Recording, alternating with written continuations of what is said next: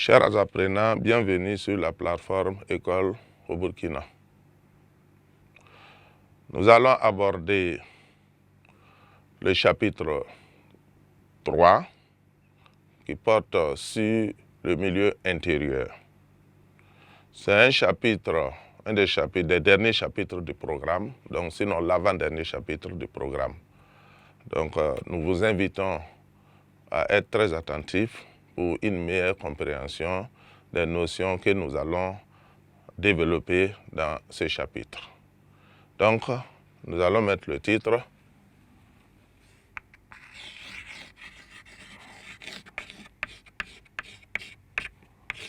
Chapitre 3, le milieu intérieur.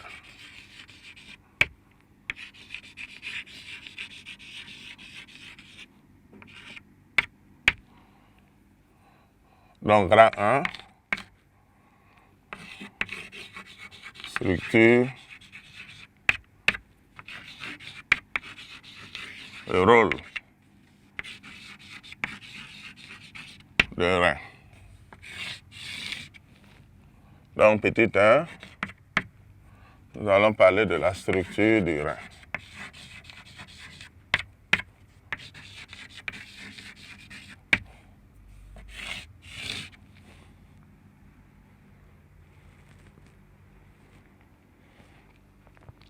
Donc, sur le plan structural, nous retenons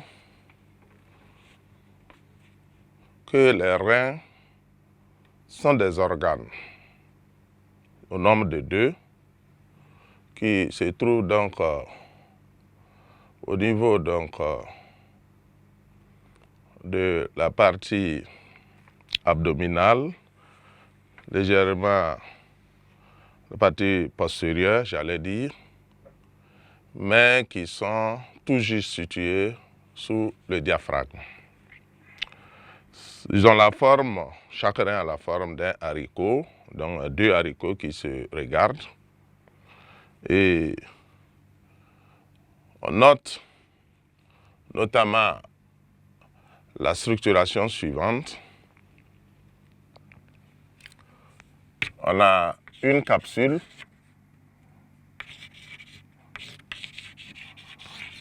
fibreuse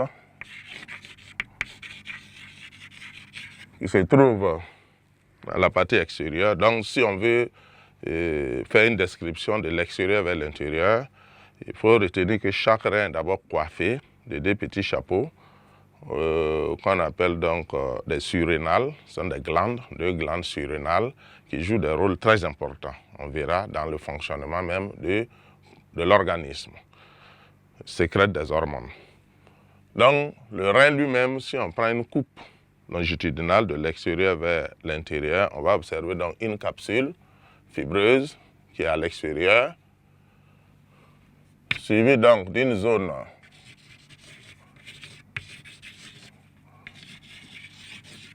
corticale granuleuse. Cette zone-là est granuleuse et cette zone est suivie d'une autre zone qui est sous forme de cavité et qui est constituée d'une cavité creuse en forme d'entonnoir et qui continue à l'extérieur. Donc, on va l'appeler donc le bassinet.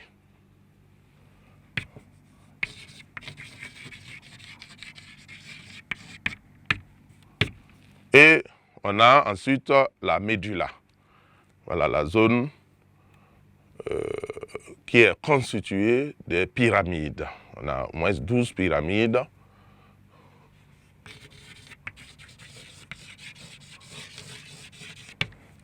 Donc ces pyramides-là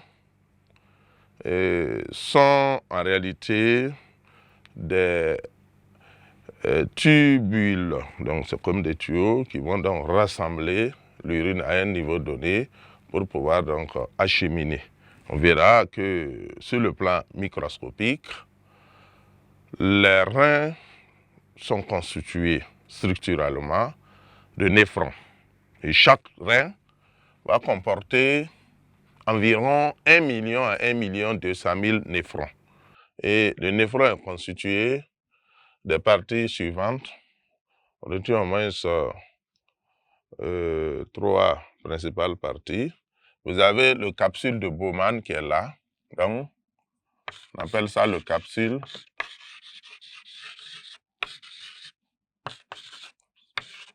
de Bowman.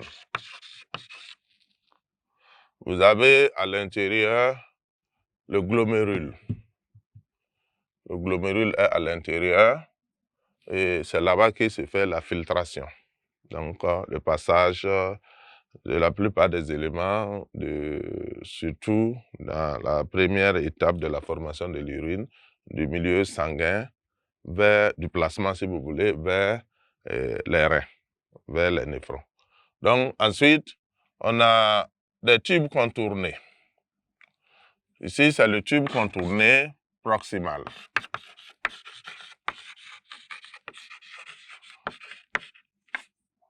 Tube contourné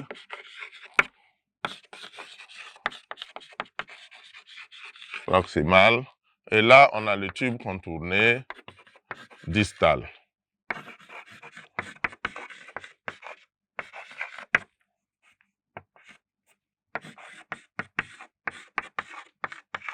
Tube contourné distal. Et là, on a un tube collecteur. Donc ça, c'est le tube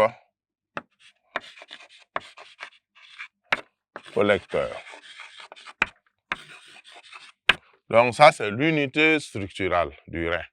Donc c'est un néphron qui est là, donc qui est constitué de la capsule de Bowman. À l'intérieur de cette capsule, donc, on a le glomérule. Ensuite, on a le tube contourné proximal et on a le tube contourné distal. Pourquoi proximal? La proximité, c'est par rapport donc au niveau de la capsule là. C'est proche de la capsule de Bowman, alors que le tube distal est loin. Voilà, donc il est loin. Et ensuite, le tube collecteur, lui, il est là. Donc, il y a plusieurs néphrons qui peuvent venir se jeter dans ce tube collecteur-là. On reviendra là-dessus au niveau donc de la formation de l'urine.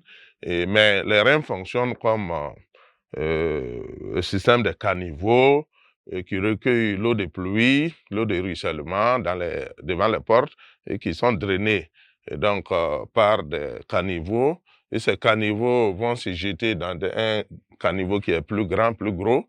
Ensuite, vous verrez que tous ces tubes collecteurs-là vont envoyer les urines vers un autre, un niveau plus grand qui est la vessie. Donc, ils vont jeter dans la vessie exactement comme les gros caniveaux-là vont drainer l'eau vers les barrages. Voilà, donc la vessie peut être considérée comme un barrage qui recueille toutes ces eaux-là et bien sûr qui est destiné à être rejeté au niveau donc de l'urètre lorsqu'on part pour uriner. Donc, nous retenons que le rein, sur le plan donc, structural, est constitué de l'extérieur vers l'intérieur, d'une capsule fibreuse, une fine couche membrane à l'extérieur, ensuite une zone corticale qui est granuleuse, et ensuite on a la zone de bassinet et qui est en forme d'entonnoir et qui est en relation avec, bien sûr, les urétères qui sont chargés d'évacuer l'urine vers la vessie et la médulla qui est constituée de pyramides. On a zone pyramide et 12 pyramides environ et ces pyramides-là sont constituées en réalité des tubes rénaux qui vont donc acheminer et bien sûr l'urine. Maintenant, sur le plan anatomique, microscopique, on peut dire que chaque rein est constitué de néphrons. Voilà, le néphron est l'unité fonctionnelle du rein et chaque rein comporte environ 1,2 million néphrons. Ça veut dire que les deux reins vont comporter environ les 2,4 millions néphrons environ et chaque néphron travaille. Et on verra par la suite pourquoi quand ces néphrons sont bouchés, ça peut amener des problèmes, des dysfonctionnements des reins et qui peuvent aboutir jusqu'à des maladies comme l'insuffisance rénale. Bon, certainement, on va en parler par la suite. Voilà donc ce qu'on pouvait dire sur la structure donc, du rein. Nous allons passer au petit 2 qui va porter sur le rôle du rein.